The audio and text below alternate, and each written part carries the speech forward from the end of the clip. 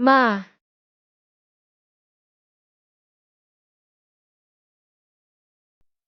hindi mo ba sinabing gusto mong magbayad? E di maging boyfriend mo ako.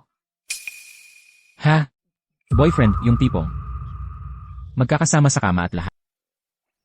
Hoy, Per, huwag kang mag-akala ng kung ano. Gusto lang kitang upahan para maging pansamantalang boyfriend ko. Para sumama ka sa akin at harapin ang nanay ko. Ah, yun pala ang dahilan. Akala ko nga umibig ka sa akin sa unang tingin. Kasi naman, ang nanay ko, sobrang pinpressure ako na magpakasal. Talagang iginiit niya na mag-uwi ako ng boyfriend. Ni hindi pa nga ako nakipag-date kahit kanino. Paano ako makakahanap ng para sa kanya? Medyo mukhang, simple ka man, pero maganda naman ang mga features mo. Ang damit, nagbibigay ng dating sa tao, alam mo. Kung gagawin lang kitang, mas presentable. Sigurado akong maluloko natin ang nanay ko. Ah, ako, you. Hoy, kung gusto mo, babayaran kita. Magkano kaya ang is 70,000 isang araw? 70,000 isang araw. Seryoso ka? Deal. Deal na yan. Salamat, pere. Mabait ka rin pala. Maya-maya, dadalhin kita para maligo. Tapos bibilhan kita ng bagong damit. At bibili ng mga regalo sa daan. Tapos uwi na tayo. CJ, ikaw ang bahala. Ikaw na ang bahala sa akin. Handa ka na ba? Bilisan mo. Mahuhuli na tayo.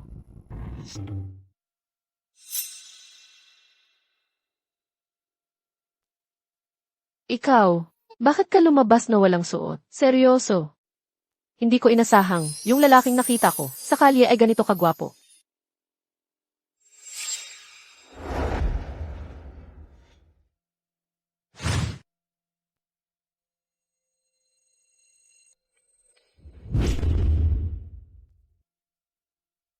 Wow!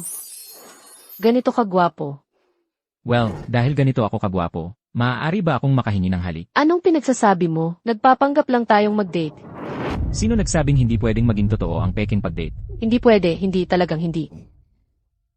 Ang taong gusto ko ay ang tagapangulo ng Damitech, isang napakatalino at batang tao. Tagapangulo ng Damitech. So gusto niya ako, ha? Nakapasok siya sa isa sa mga nangungunang universidad sa mundo noong 19. Nagsimula ng Dami Auto Group noong 22 at sa loob lang ng 3 taon, ipinampubliko na ang kumpanya. Dagdag pa, tinatawag na siyang Diyos ng Kotsik ngayon. Siya talaga ang lalaki ng aking pangarap. Sobrang nahuhumaling siya sa akin. Ano kaya ang magiging reaksyon niya kung malalaman niya kung sino talaga ako? Lanan, kawili-wili. Binabalaan kita. Nagkukunwari lang tayong magkasintahan. Ginagawa lang natin to para lokohin ang mga magulang natin. Huwag mong subukang magkaroon ng kakaibang ideya tungkol sa akin. Hoy, gets. Gusto mong makapag-asawa ng mayaman. Isang broke lang akong lalaki. Alam kong hindi ako karapat-dapat sa'yo. Kaya kunin na lang natin ang kailangan nating dalawa dito. Buti naman alam mo ang ginagawa mo. Hintayin mo, aayusin ko lang ang mga gamit ko. Aalis tayo sandali. Bumili muna tayo ng mga regalo. Hindi tayo pwedeng umuwing walang dala. Pupunta tayo sa kasal ng nanay ko.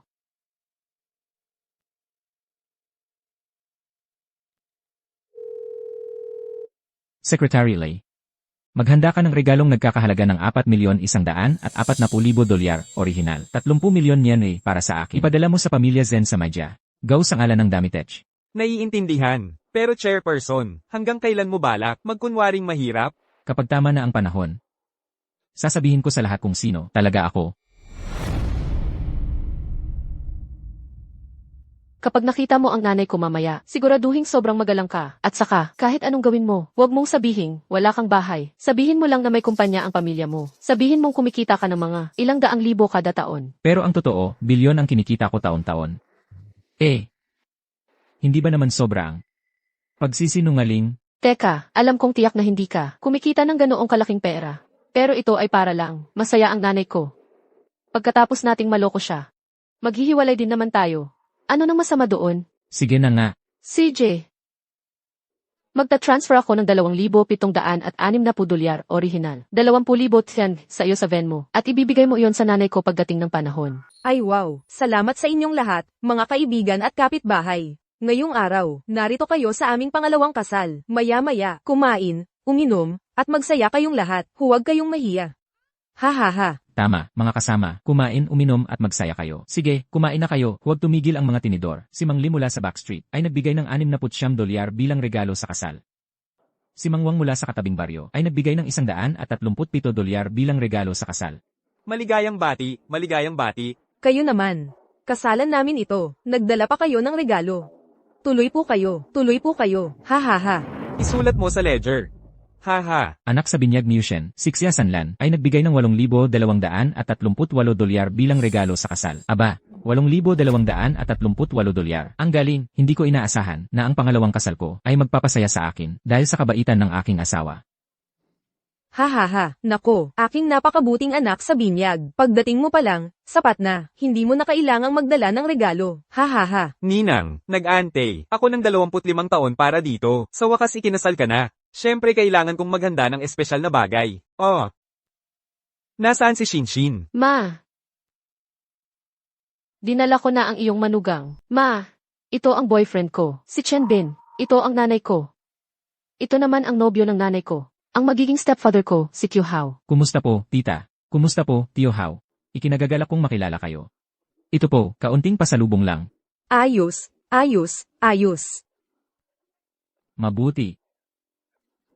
Mapalad talaga sina Tia Yu at Tio Hao. May napulot na manugang na gwapo at presentable. Mukhang galing sa magazine. Napakaputi at maayos tingnan, talagang lumaki sa lungsod. Siyempre, doon ipinanganak at lumaki. Ganoon ba? Ay wow. Kaya ang pamilya ng manugang, mukhang maunlad. Hindi ba?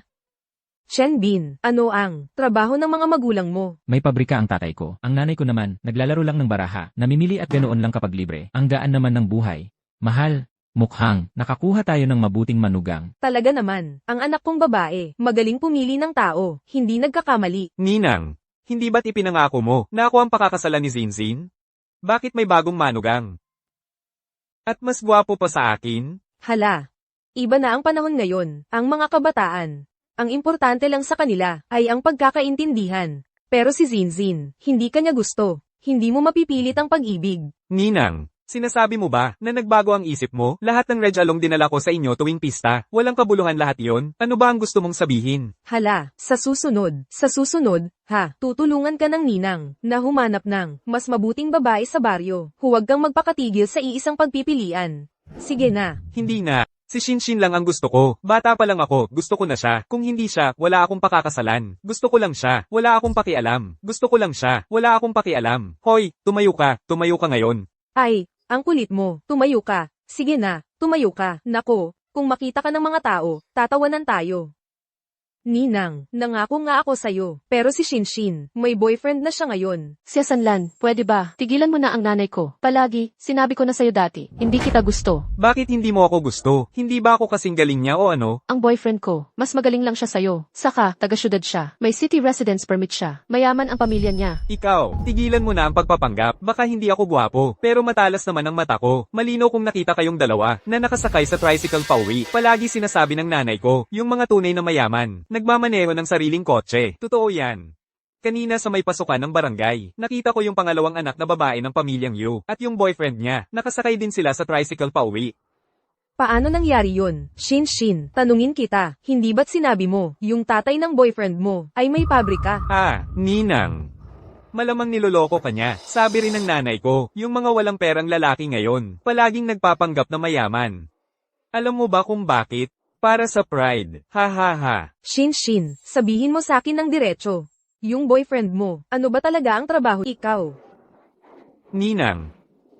Mahal, mas mabuting magsabi ka ng totoo sa akin. Kung talagang may pabrika, ang pamilya ng boyfriend mo, bakit wala man lang siyang sariling kotse? Bakit tricycle ang sinakyan nyo pag-uwi? Ang totoo kasi, hindi ko naman masabi, na basta na lang akong kumuha ng taong walang bahay sa kalye. Pinapanggap ko siyang boyfriend ko, at dinala ko dito, di ba? Ako. Sa totoo lang, 4 ang kotse ng pamilya ko. Kasama lang ngayon sa kasamaang palad. Lahat ay ginamit ng mga kapamilya. Kaya napilitan si Xingxin na sumakay ng tricycle pauwi. 4 ang kotse. Ng pamilya niya, ang yaman-yaman pala. Tama, ang pabrika ng pamilya ko ay gumagawa ng kotse. Tesiha ang tatak. Marahil ay narinig mo na ito, di ba? Tigilan mo nga ako. Alam mo ba kung sino ang may-ari ng Tesiha? Iyan ay tatak ng Damitech. Ano nang gagawin natin kapag lumaki ang problema nito? Ang yabang mo, Taesia. Sabi sa akin ni Mama, ang Taesia ay ang pinakamalaking tatak ng kotse sa Jiangcheng. Ito ay walang hiya. Sasabihin sa kanya ang Taesia. Talaga nga, ang Taesia ay tatak ng kotse sa ilalim ng Damitech. At ang boss ay isang alamat, isang tunay na Diyos ng kotse, isang icon sa mundo ng pananalapi. At ikaw ang nagpapanggap na Diyos ng kotse? Ay, hindi ka panipaniwala. Tita Yu, anong klaseng lalaki ang dinala ng anak mo dito? Nakakakahiya naman ito. Shenzin, sabihin mo sa akin ng totoo, ang boyfriend mo, ano ba talaga ang trabaho niya? Kung magsisinungaling ka sa akin, ngayon din, ipalalayas ko kayong dalawa. Ma, paano ako magsasabi ng kasinungalingan sa'yo? Talagang, nagsisinungaling ka, ni hindi nga siya. Nagkaroon ng boyfriend dati. Tapos bigla na lang, may daladalang boyfriend. Siguro, nanood lang siya ng TV, kumuha ng kung sinong lalaki, para dalhin dito, at ginawa lang yun para sa inyo. Siya Sanlan, kung patuloy kang magsasalita ng ganyan, bubunutin ko talaga yan. Hehe, may nagagalit na. Ninang, nagagalit na siya, talagang. Galit na siya. Si Sia Sanlan ba? Ay tama ang hinala? Si Shenzin ba? Ay umarkila lang ng boyfriend para dalhin dito? Shenzin, magpakatotoo ka sa akin, umarkila ka ba talaga, nitong boyfriend na to? Siyempre, hindi naman sila magkagaya ng isang tunay na magkasintahan. Peke yan sigurado. CJ, sabihin mo nga, paano ba dapat mag-asal ang tunay na magkasintahan? Sige, sabihin mo. Nagde-date? Dapat sila ay naghahalikan, nagkakayakapan. Ganito. Oh, sige na. Ganyan talaga ang sa TV. CJ, ito ang gusto mong makita, di ba? Bibigyan kita ng gusto mo ngayon.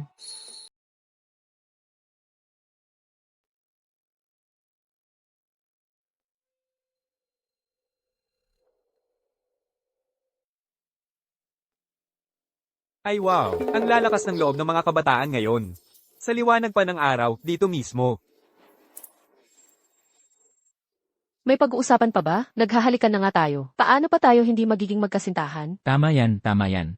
Naghahalikan na nga kami. Paano naman naging peke yon? Kahit na nga kayong dalawa ay magkasintahan. Nag-tricycle lang ang dala niya pabalik, wala siyang pera. Tapos nandito pa siya, nagpapanggap na mayaman. Talaga namang walang hiya. Jensin, di ako makapaniwala na may dala ka pang isang lalaking walang-wala para lang ipamukha sa akin. Sawa na ako sa'yo. Puputulan ko na ang relasyon nating mag-ina ngayon din. Ako. Shenzin, sobra ka namang nakakainis. Sabihin mo na lang, ang boyfriend mo ba, may pera o wala? Sige na, sabihin mo na. Mga kababayan, mga kapitbahay. Tama na ang pagpapanggap ko. Oras na para ilabas ang lahat. Ako nga pala talaga si Car King ang tawag sa akin at ang founder ng Dami Technology. Ako nga talaga, yung taong tinatawag na Car God, tagapagtatag ng Damitech. Ano? Car God. Teka, Chen Bin, pwedeng tumigil ka na sa pagyayabang. Car God? Pare, tricycle lang ang dala mo. Sinasabi mong car God ka, pero marunong ka ba talagang magmaneho? Ha? Per, water truck ka ba o ano? Kung ano lang maisip mo, yun ang sasabihin mo, ha? Anak, Car God ang tawag mo sa sarili mo. Pero marunong ka ba talagang magmaneho? Ha? Ako? Per, Chen Bin, pwedeng tumigil ka na sa paggawa ng mga kwentong barbero. Bakit ka nagpapanggap na car god? Paano kung mahayag ka mamaya? Hindi ba nakakahiya lang yun? Huwag kang mag-alala. Sino bang nagpapark ng sasakyan ng ganito? Bulag siguro sila. Ilipat mo na ngayon. Kaninong kotse ito? Alam nyo ba na nakaabala ito sa daan? Kung hindi ito aalisin ngayon din, huwag kang magalit kung babasagin ko ito. Hoy, huwag mong basagin. Pakiusap. Huwag mong basagin. Ngayon ay, napakahalagang araw para sa akin. Ang pagbasag ng kotse ay talagang malas. Hahanap ako, nang mag-aalis nito kaagad. Mga kapitbahay, may nakakaalam ba kung kaninong kotse ito? Pwede bang pakialisin ninyo ito? Nakaabala ito sa daan. Sa tingin ko, kay President Chen ito, yung nagbakasyon sa ating barangay. Pero si President Chen ay umakyat sa bundok para manghuli ng mga ligaw na manok. Ano? Bilasin mo, may pupuntahan pa ako. Huwag mo akong sayangin ng oras. Kung maantala mo ako, ang masayang okasyon mo ay magiging malas. Huwag kang mag-alala. Huwag kang ma-stress. Okay, hayaan mong mag-isip ako ng paraan. Hoy, anak, hindi ba't sabi mo marunong kang magmaneho? Alisin mo ang kotse, bilisin mo. Ibig kong sabihin, marunong ako magmaneho. Pero wala ako ng susi, hindi ko mabubuksan ang kotse. Niloloko mo ba ako? Mga kasama, kumuha kayo ng pamagpok at basagin na lang natin ang kotse na ito. Huwag ninyong gawin iyan. Nako, bakit ba laging ako ang dinadapuan ng malas? Hoy, anak, tulungan mo ako. Mag-isip ka ng paraan para sa iyong ninang. Ang tatay ko ang kapitan ng barangay. Kuya, pwede bang bigyan mo kami ng konting pasensya at umikot ka na lang? Ang tatay mo ay wala sa akin, ha? Tapos magpapaikot ka pa sa akin? Walang sino man ang makakapagpabago ng isip ko ngayon. Mga kasama, basagin ninyo. Sige, tigilan. Tigil, sandali lang. Kahit walang susi ang kotse na ito, kaya ko pa ring galawin ito.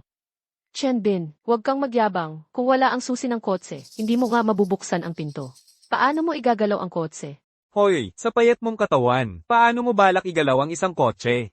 Chen, huwag kang magmalaki.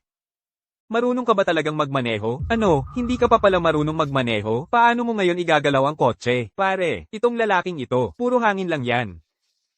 Mahilig siyang magyabang at magpakitang gilas. Kanina lang, sinabi pa niya na siya ang CEO ng Damitek. Pero sa totoo lang, nangupahan lang siya ng tricycle para iuwi ang girlfriend niya sa probinsya. Walang-wala siya. Shenzin, paalisin mo na lang. Ang sinungaling, natandang ito, nautunan niya, ang boss natin. Kung magalit, ang boss mamaya, huwag mo kaming idamay. Oo, tama, umalis ka na lang. Layas ka na dito. Ikaw na hamak na to. Niloloko mo ba ako? Hindi ka nga marunong magmaneho. Paano mo talaga igagalaw ang kotse? Sinabi ko ba na hindi ako marunong magmaneho Hindi ba yun ang sinabi niya? at naniniwala ka sa sinasabi niya? Kung sasabihin kong ako ang tatay niya, maniniwala ka ba? Hoy, Magaling naman talaga akong magmaneho. boss, huwag kang makinig sa kanya. Siya, wala nga siyang susi ng kotse. Hindi sa kanya ang kotse na yan. Paano niya igagalaw yun? Pag-uusapan mo lang para gumalaw? Shenzin, narinig mo yan. Kailangan mong makipaghiwalay sa kanya. Paalisin mo siya. Hindi ba't sinabi ko sa'yo na tumigil ka sa pagyayabang? Tingnan mo kung saan tayo napunta. Paano mo ito ayusin ngayon? Hindi ako nagyayabang. Sinabi kong kaya kong igalaw ang kotse na ito, at gagawin ko. Hindi naman sa'yo ang kotse na yan. Wala ka nga ng susi. Sige, igalaw mo. Gusto kong makita kung paano mo gagawin yan.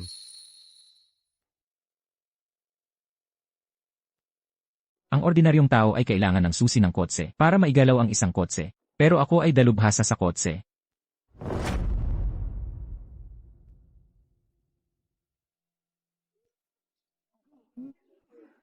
Nakailaw. Paano nangyari yun? Paano nabuksan ang pinto?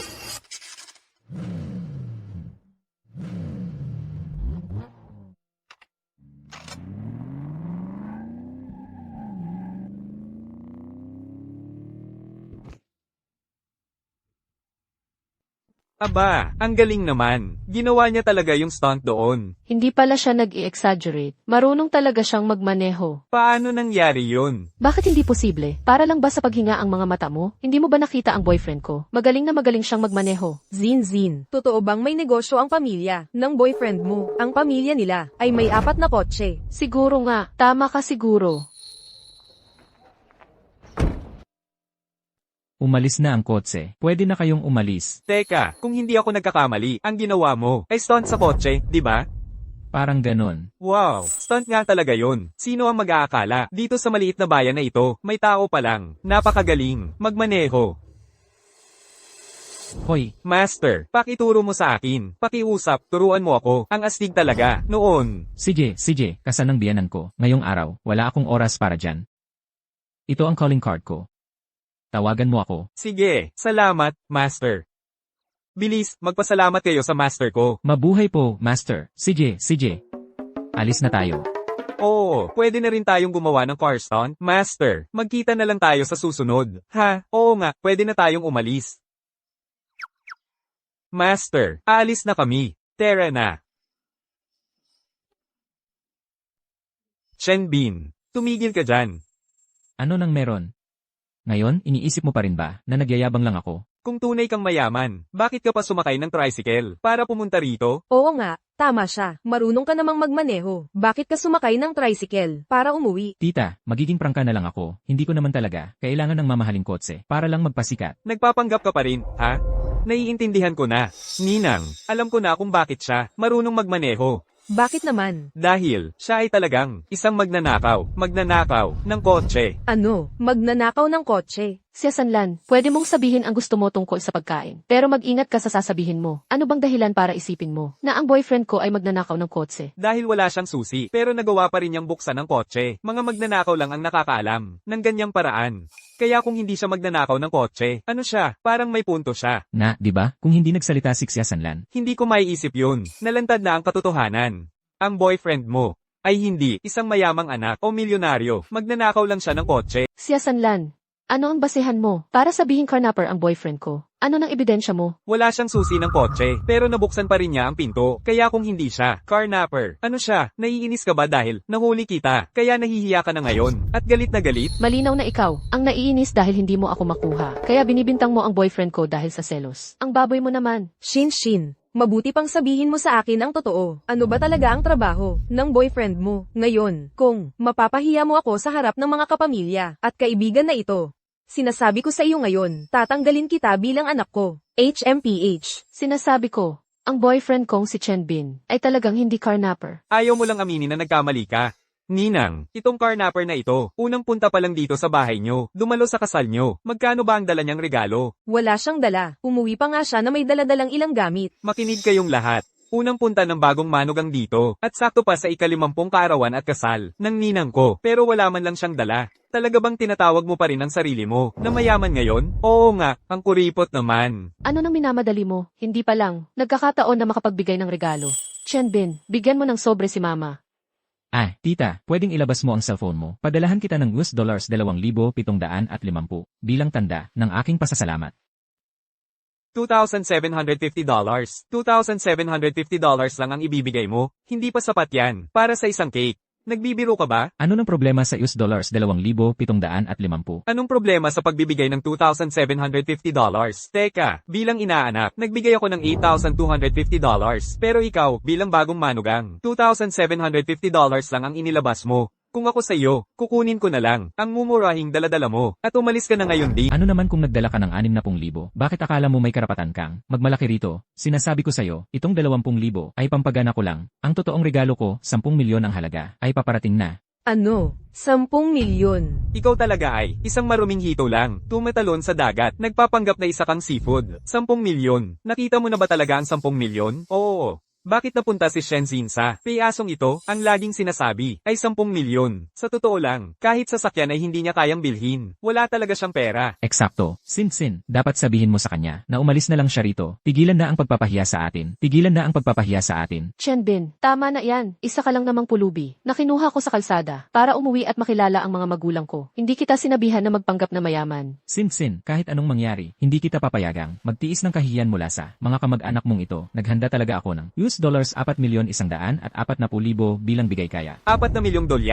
Ipakita mo nga sa amin, ang Reg Along $4 milyong, para makita ng lahat, puro ka na lang pagmamayabang. Kaka-message lang sa akin, ng assistant ko, nasa bayan na ang $10 milyong na regalo. Malapit na itong dumating. Isang lalaking, tricycle ang sinasakyan pa uwi. Ang sabi pa, ay may assistant siya, mukhang mas makapal pa ang mukha mo, kaysa sa pader ng lungsod. Hintayin ko kung hanggang kailan, magagawa mong magpanggap. Sino ang may lakas ng loob na hamakin kami? Ginoong Tagapangulo, na-i-deliver na po ang wedding gift na inihanda ninyo para sa biyenan ninyo. Ano, Ginoong Tagapangulo, sinasabi niyo po ba na ang boyfriend ni Genshin ay mayaman pala talaga? Mayaman? Sino bang mayayaman ang uuwi na naka-tricycle kung totoong mayaman? Sa totoo lang, sa tingin ko, mga bayad na artista lang itong mga taong tinanggap niya para magpanggap. Paano kung ang kahon na iyan ay punong-puno lang ng kamote? Ang kahon na ito ay naglalaman ng wedding gift na nagkakahalaga ng $4.145 milyon, original, 30 milyon yen. Hahaha. Hala, $4.145 milyon? Akala mo ba sa aming lugar ay hindi nakakita ng totoong buhay? Kung itatambak mo ang $4.145 milyon sa pera, maaari kang gumawa ng bundok mula dito. Ang kahon na yan ay hindi maaaring magkasya ng ganoong car aming pera. Seryoso. Buksan mo na lang at tingnan mo mismo. Yu Shen. Sige, buksan mo na. Tingnan natin ang Reg Along dinala para sa'yo ng iyong kahangahangang manugang. Chen Bin, anong klaseng laro ang nilalaro mo ngayon? Isa ka lang na pulubing kinuha ko. Sa tabi ng kalsada, binayaran kita para magpanggap na boyfriend ko. At umuwi para linlangin ang mga magulang ko. Huwag mo na akong ipahiya pa ng iba pang kalokohan. Sin, nagsinungaling ako sa'yo. Sa totoo lang, hindi ako pulubi. Ang totoo kong pagkatao ay ang tagapagtatag ng Damitech. Ano? Anong pinag-uusapan ninyong dalawa? Doon, sinasabuhatan ba ninyo kaming lokohin? Ayaw mo talagang aminin hanggat hindi nakikita ang ebidensya, ha? Kung manluloko ka, malalaman natin kapag binuksan ang kahon. Buksan mo. Ninang, bilisan mo, buksan mo, para makita ng lahat kung paano tayo niloloko ng pulubing ito. Sige, bubuksan ko na. Kung wala sa kahon na ito ang $4.145 milyon, tingnan natin kung paano mo ito ipapaliwanag. Paano nangyari yon? Ano ito? Tita, ito ay espesyal na inihanda para sa pagdiriwang ng kasal nyo. Isang munting alaala lamang ito. Pakitanggap na lang ng may ngiti. Siya ba ang boyfriend ni Genshin? Totoo bang mayaman siya? Bigla na lang, 38 milyon ang ibinabagsak niyang dolyar. May kasama pang titulo ng bahay at susi ng kotse. Paano ko naman matatanggap yun? Ay naku, ang galing-galing ng manugang ko. Talagang hindi ko inaasahan na mangyayari ito. 50 na ako, pangalawang kasal na ito. Pero, nakakuha pa ako ng bahay at kotse. Ninang, huwag ninyong hayaan. Nalokohin kayo nila. Ano naman ngayon? Tingnan mo. Ang ginto. Ang titulo. Ang kotse. Nandito lahat. Paano ako na-scam ulit? Pwedeng peke ang lahat ng ito. Kahit mga ID ngayon, ay napapalsipi ka. Parang, may posibilidad na peke ang lahat.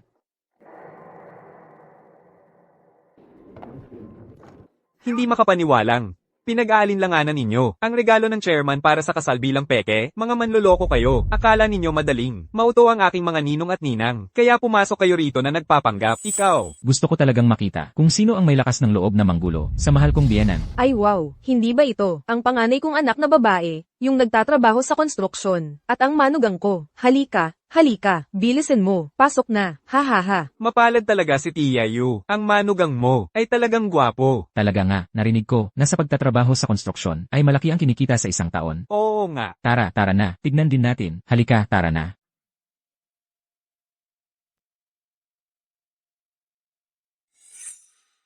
Chenbin, bakit ka nandito? Inay, ito ay maliit na regalo lang mula sa amin ni Yansya, pagbati sa iyong masayang kasal. Kayong dalawa, ang pag-uwi ninyo, ay sapat na para ikagalak ko. Bakit pa kayo nagdala ng regalo? Mahal, ang manugang natin ay alam na alam ang pagpapakitang gilas. Hindi lang yan, naghanda rin kami ng dagdag na bagay para sa iyo. Mayroon pa. Ay nako, ano yon? Bilisan mo at ipakita sa lahat. Halos 1,000,000 piso ang laman ng card na ito. Regalo ko sa kasal ng biyanan ko. Konting pasalubong para sa kanya para sa kasal. 1,000,000, hindi ko kayang kumita ng ganoong kalaki sa buong buhay ko. Haha, hindi ko talaga inaasahan ito. Ako, si Lauhaw, halos 50 anyos na, nakakaranas pa rin ng ginhawa. 1,000,000 piso ito. Yan siya. Nakahanap ka talaga ng napakagandang lalaki. Manugang kong mahal, sobra-sobra talaga ang ginawa mo para sa amin. Ay wow. Chenbin, nakikita mo ba ito? Kuya ko yan. Basta-basta naglabas ng 1,000,000, diretsong deposit sa bangko. Chenbin, kausap kita. Ano nang ginagawa mo rito? At, sinong nagsabi sa'yo na pumunta ka sa bahay namin? Siya ba? Boyfriend ni yan nang, bunso mong kapatid. Sumama siya ngayon, para magdiwang, sa kasal ni mama. Ano? Boyfriend ni Xinxin siya. Naku, bunso, sa lahat ng tao, bakit siya pa ang pinili mo? Hindi mo ba alam? Siya, yung iniwan ko dati, na eksaktong walang kwentang ex-boyfriend. Ano? Ikaw, ex-boyfriend ka ng kapatid ko. Kailan pa iyon nangyari? Bakit hindi ko alam? Hindi ko rin alam. So ikaw pala ang bunso ni Zenyansya. Noong bagong graduate lang ako sa college. Noong mga panahong yon, akala ko siya'y isang hampas lupang galing probinsya. Kaya iniwan ko siya. Sino ba ang mag-aakala? Yung basurang yon na iniwan ko. Ikaw ang kumuha. Anong sinabi mo? Sabi mo siya raw ay isang hampas lupang probinsyano lang. Pero sabi ng kapatid mo siya raw ay mayaman, di ba? Anong mayaman? Wala nga siyang trabaho eh. Noong mga nakaraang araw lang, nakita namin siya sa lungsod, namamalimos sa tabi ng daan. Seryoso.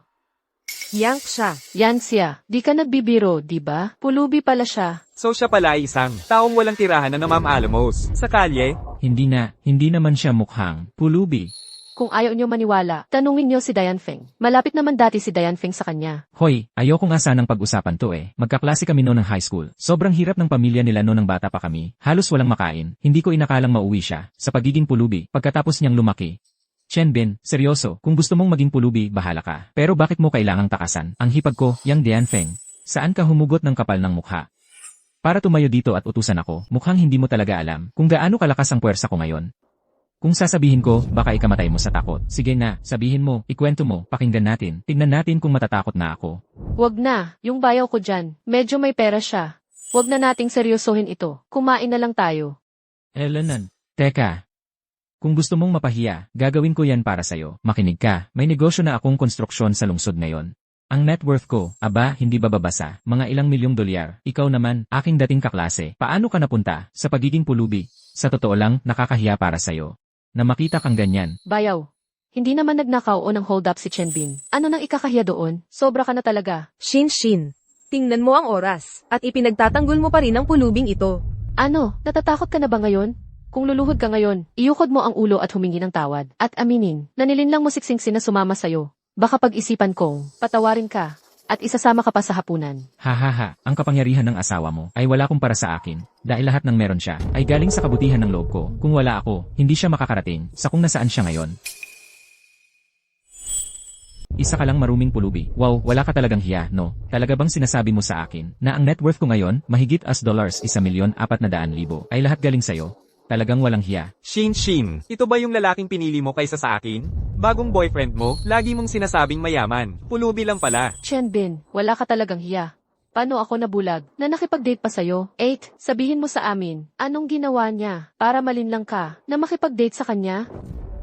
Manugang, sige, sabihin mo, wag kang mahiya. Nandito kaming lahat, at kami ang bahala sa'yo. Oo, Shin, bilisan mo at sabihin, yang maruming pulubing yun. Ano ang ginawa niya para maloko ka? Sige na, Sinsin, pakinggan natin. Tutulungan ka naming ayusin siya. Ma, 8. Hindi ako niloko ni Chenbin. Ako ang gusto makasama siya. Matigas ang ulo mo. Gusto mo bang magalit ako?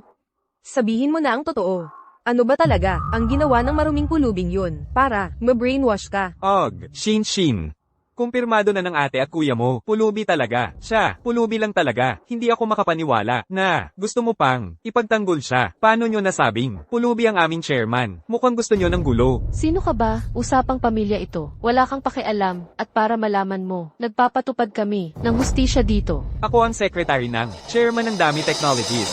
At itong ginoong ito, ang chairman ng Dami Technologies. Baliw ka ba? Ikaw ang magsabi. Ang dumi-dumi nitong pulubi. Siya raw ang chairman ng Damay Tech. Dapat tingnan niya ang sarili niya sa salamin. Wala namang nakikita sa kanya na mukhang i-chairman ang Damay Tech, ang pinakamalaking player sa auto industry ng Jiangcheng. Literal na siya ang pinakamayaman sa buong negosyo ng kotse dito. Yung chairman na yon, tinatawag siya ng lahat na Diyos ng kotse. Isa rin siyang alamat sa aming finance circle. Hindi lang siya mayaman, kundi sobrang misteryoso. Isang tulad mo ang gustong maging chairman. Kung malaman ng mga tao sa Damay Tech, malalaman nila, lalamunin ka nila ng buhay. Ang mapunit-punit ay maliit na problema lang. Kung madamay kami sa gulo, huwag mo kaming sisihin kapag nadamay mo ang lahat, maniwala kayo o hindi. Pero, binabalaan ko kayo, kung inis ninyo, ang aming chairman, kayo ang bahala sa mga kahihinatnan, HMP.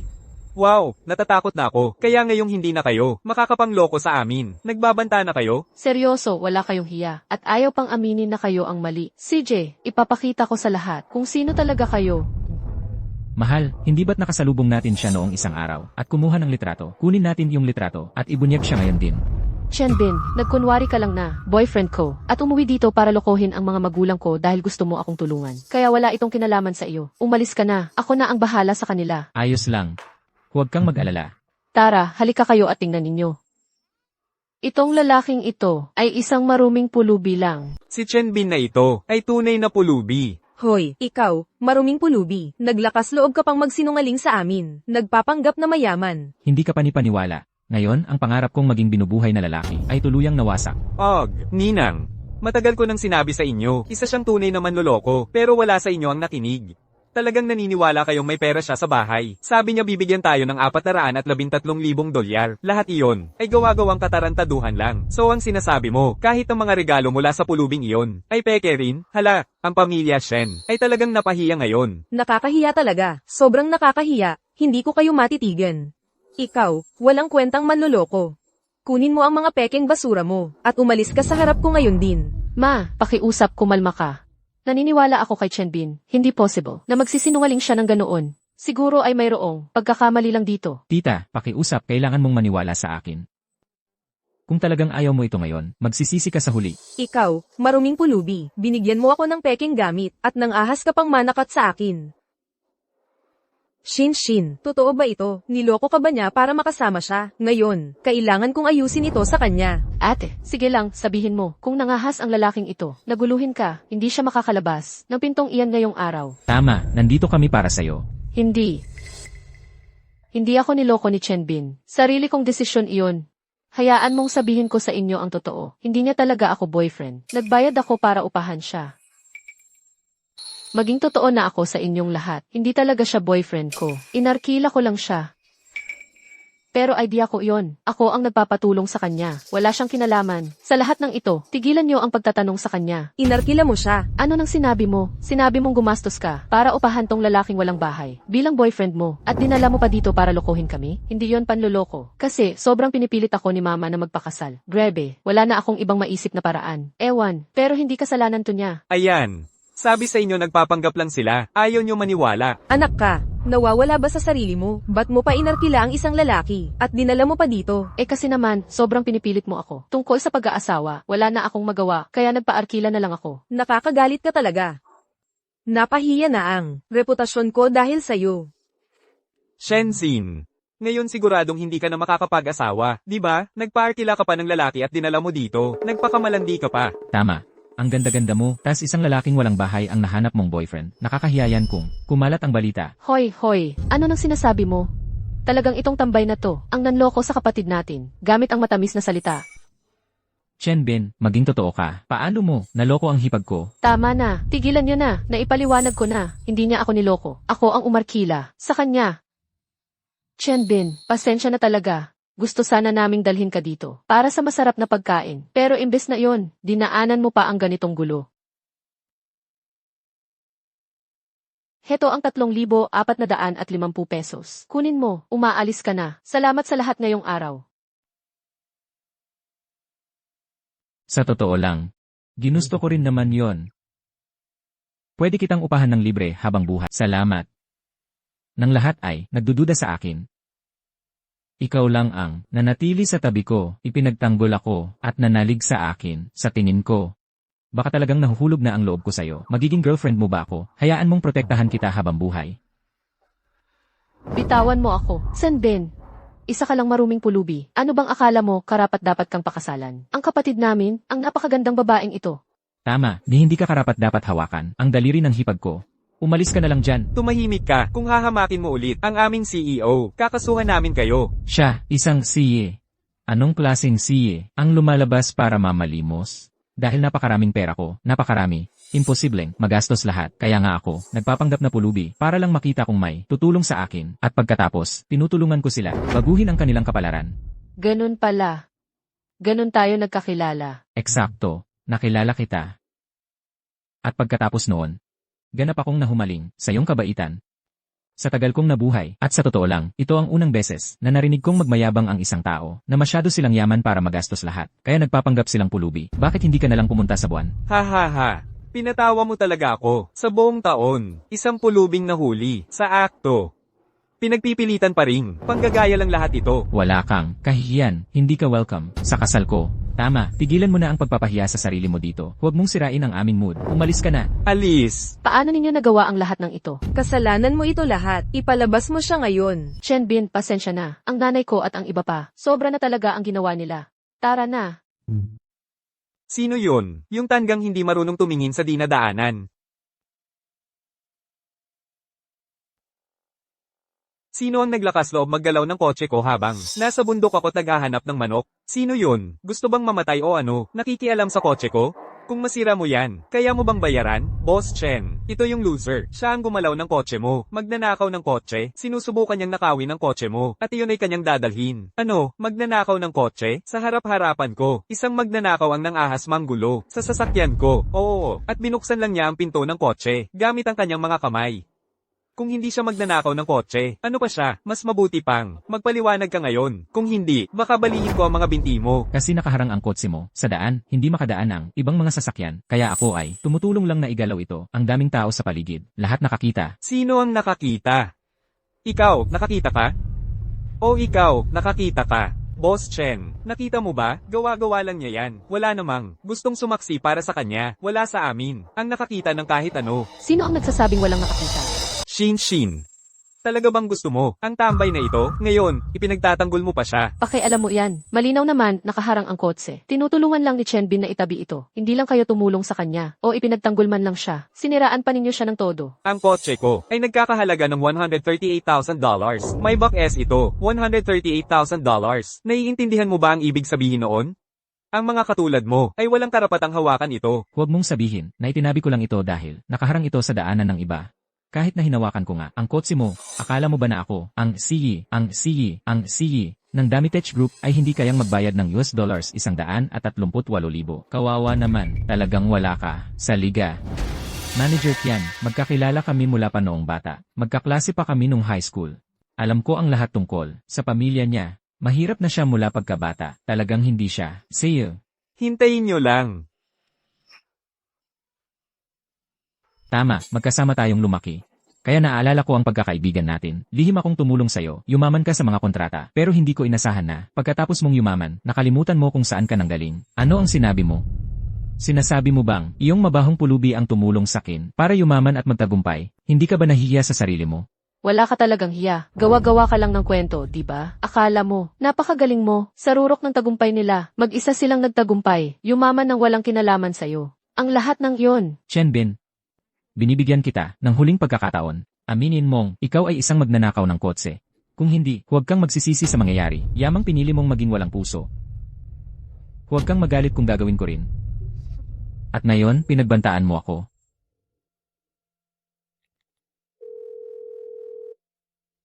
Sunyali.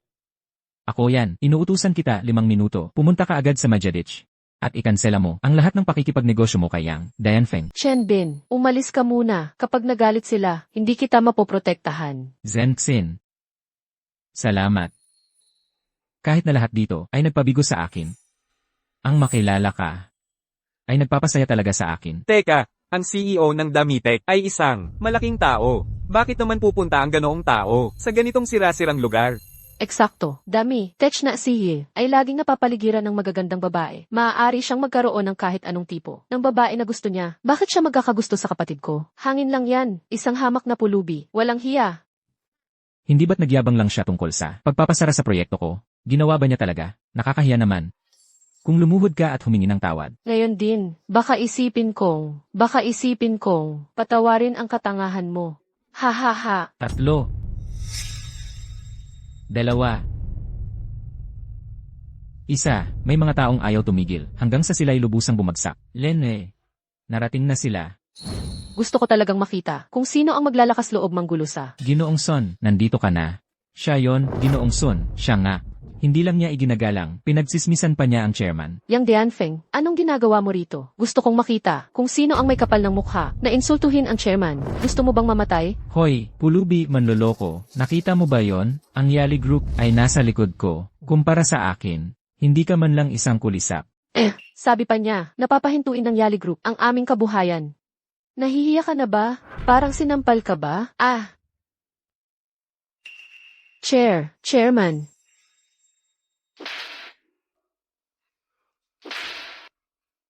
Pareho kayo tumahimik. Anong problema, Ginoong Son? Bakit mo ako sinuntok? Chairman, hindi ko alam na darating ka. Taos puso akong humihingi ng paumanhin sa nauna kong pagkakamali. Ginoong Son, sino ba talaga itong lalaking ito? Sino siya? Siya ay isang henyo sa pandaigdigang pananalapi. Ang tagapagtatag ng Damitech. Ang car god na si Chen Bin. Ano? Siya nga talaga, ang chairman ng Damitech. Ano? Si Chen Bin ang car god. Ikaw ba talaga ang maalamat na driver na si Chen Bin? Ikaw ang nanguna sa Daxa Motors para pumunta sa internasyonal nang ibabaw sa global na merkado. Tumawid sa Sahara, disyerto ng mag-isa, at naging alamat sa mundo ng karera, si Chen Bin, ang Diyos ng kotse. Ikaw ba talaga ang si ng Damitech? Sinabi ko naman sa inyo ang buong katotohanan mula pa sa simula. Pero maliban kay Zhen Xin, parang wala sa inyo ang gustong maniwala sa akin. Ang yayabang ninyo, akala ninyo wala akong kwenta, kundi isang pulubi. Lahat kayo nabubuhay sa karangyaan. Sobrang yaman pero walang puso. Ito ang tunay ninyong pagkatao. So, sinasabi mo, ikaw talaga ang nagbigay sa akin ng proyektong iyon noon? Ikaw ang tumulong para yumaman ako ng isang gabi. Sinabi na ni Sunyali sa iyo ang lahat. Kung hindi dahil sa akin. Sa tingin mo ba talaga, karapat-dapat ka sa anumang tulong mula sa Yali Group? Well, simula ngayon, sisiguraduhin kong bawiin ng Yali Group lahat ng nakuha mo mula sa kanila. Mas mabuti pang bumalik ka sa pagtatrabaho sa konstruksyon. Chen Bin, hindi Chairman Chen, magkaibigan na tayo mula pagkabata. Pakiusap, patawarin mo ako. Bigyan mo lang ako ng isang pagkakataon. Pakiusap, lumabas ka. Chairman Chen, hindi. Ex-boyfriend. Balikan na lang natin, okay? Lumabas ka rin. Yan siya. Noon mo pa hinamak, si Chen, pinagpalit mo pa siya. At ngayon gusto mo siyang makuha ulit. Pero si Chen, gusto niya, ang ating Zin. Ngayon, Hindi mo mapipilit ang pag-ibig, kaya tumigil ka na sa pangarap. Okay, Og.